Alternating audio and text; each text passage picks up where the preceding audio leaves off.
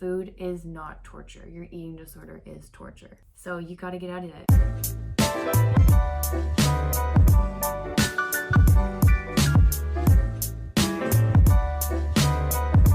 Hi, my name is Maddie. This is Fig, and today we're talking about the C word. Calories. I know. Quick update on Fig. As you can see, her eye is it's called cherry eye. She is doing better. She's happy, healthy, I hope, but we're monitoring her for her Horner syndrome. So if she looks a little crooked, that's why, but she's doing okay. So if you're new here, hello and welcome. My name is Maddie, and I've been documenting my eating disorder recovery journey for almost a year now. And today I'm talking about something that I never thought I would be talking about at all, let alone on a YouTube channel. So as you can probably tell by the title, today I'm talking about how many calories I eat in eating disorder recovery. I know, it's a very controversial topic, but it's one that's been highly requested, so I thought I would just do it.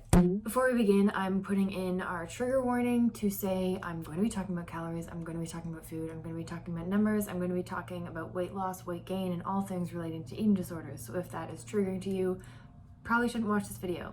If you are interested in knowing how many calories I eat and interested in knowing a bit more about recovery and my personal journey through recovery, then continue watching. First things first, there are many different ways to approach eating disorder recovery. This is going to be me talking about my own personal story. It can be different for everybody. So, some people go all in, where they basically just eat what they want to feel full, to feel satisfied. They don't restrict, they just go all in. What I have done in the past is I've gone to treatment for my eating disorder. I've gone into a residential program. I've followed meal plans from dietitians, but what I'm doing right now is actually following a calorie plan. So I make sure that I'm getting enough calories, that we've slowly been increasing, and I say we, being me and my team of a dietitian, my general practitioner doctor, and also my psychologist. So this team has been helping me choose what the right amount of calories are, and we've slowly been increasing them until I've gotten to the point where I am now. I have some notes here, so if I'm looking, it's because I've recorded this video like 3 times, and I want to make sure that I get everything across and do it in a way that is helpful. Yes, so when I first reached out to my dietitian back in November 2020, we started off by looking at what I was eating, which was incredibly low. My weight was, according to the BMI scale, which is absolute bull, was severely underweight. So I needed to be eating in a calorie surplus. I was honestly scared about going all in. So what we did is took the calories that I was eating and slowly increased them. It started off by like a 200 increase and then went to a 500 increase up to the point where I'm at today. So drum roll. I currently eat a minimum of 3,000 calories.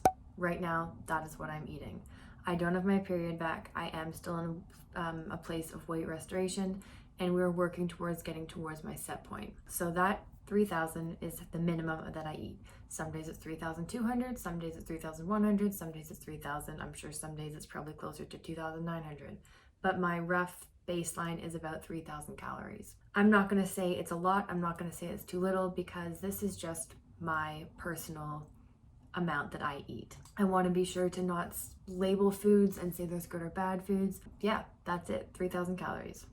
You wanna stop watching the video here? Go ahead. But I'm going to talk about why I count calories. So going all in is arguably maybe one of the best ways to do it, because you stop counting and just really follow how your body is intuitively eating. But when I started counting calories and started recovery, my body didn't know my hunger signals. It was either constantly hungry or never hungry. And if I were to have gone all in, I was scared about binging. I was scared about then falling back into the purge cycle. And I wasn't sure how to properly follow my hunger signals. So my dietitian and myself, we sat down and we figured out 3 meals and 3 snacks a day at certain times, how much I would eat, what the portions would look like, so that I could just follow this. It's called mechanical eating. So, eating breakfast at 8 o'clock every single day, and then eating snack at 11:30 every single day, and then lunch and snack and dinner and snack. So that's what I've been doing. So when I first started, I'm not gonna say how many calories I was eating at the very beginning, but it's been incrementally increasing until I've gotten to this 3,000. There's this thing called the mini mode. I don't know how to call it. It's just another way of recovery, and people can eat upwards of 5,000 calories. That's just not what I'm doing. So again, this is my personal story. This is what I eat. I eat 3,000 calories, and it is to make sure that I'm getting enough. A few months ago, I did try stopping calories.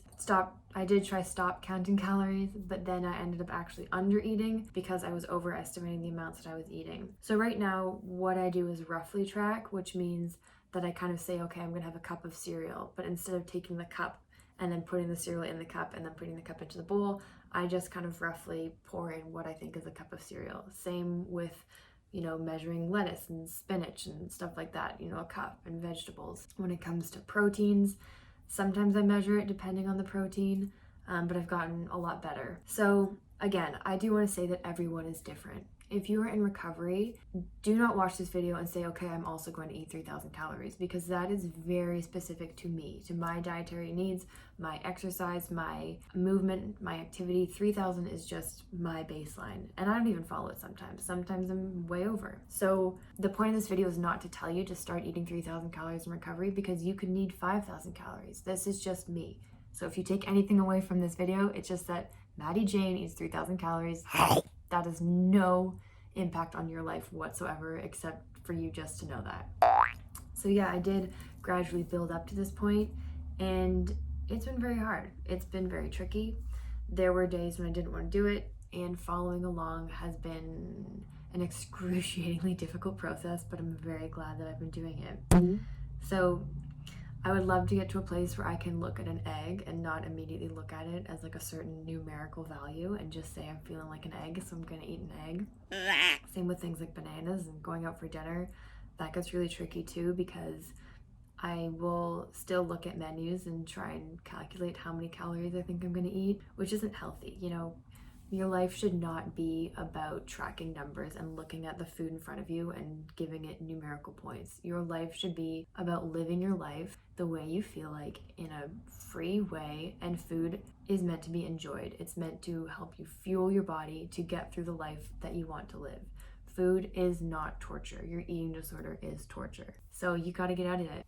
Looking back, I've gained weight. I've gained quite a lot of weight, and yeah, it sucks sometimes, but I have energy. I'm able to go out for dinner. I wasn't doing that before. Sometimes I'm uncomfortable with the weight gain. Sometimes I can deal with it, but I like to think that the more I kind of sit with it and sit in the discomfort, it's gonna get easier.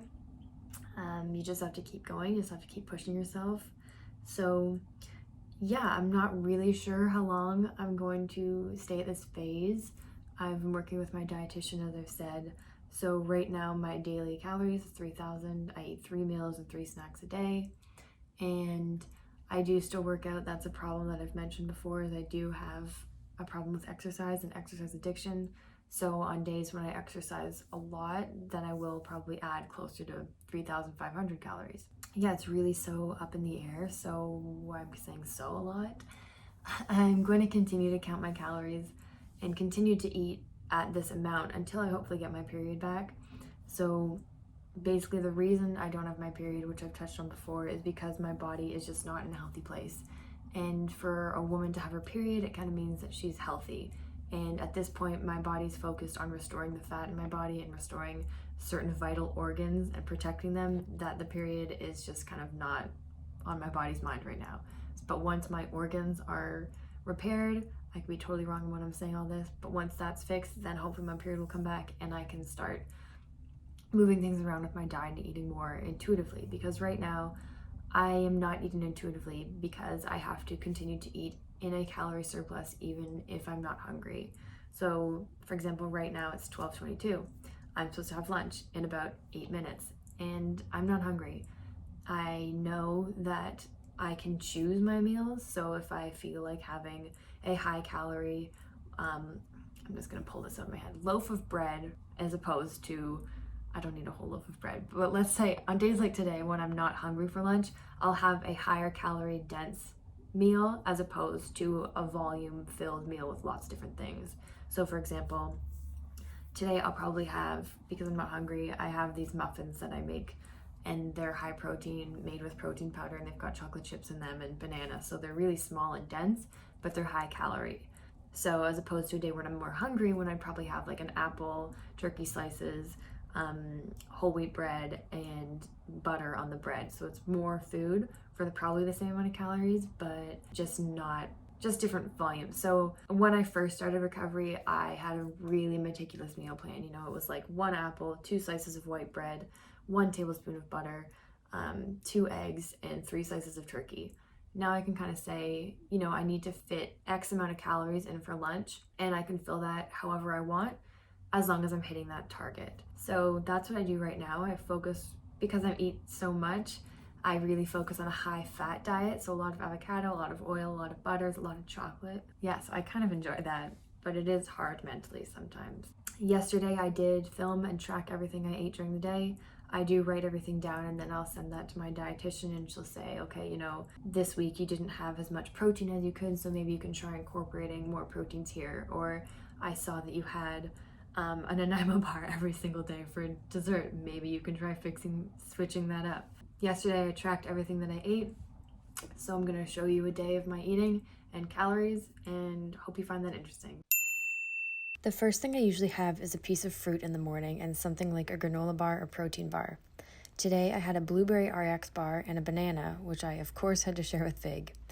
I've said this before, but Fig's favorite food is banana.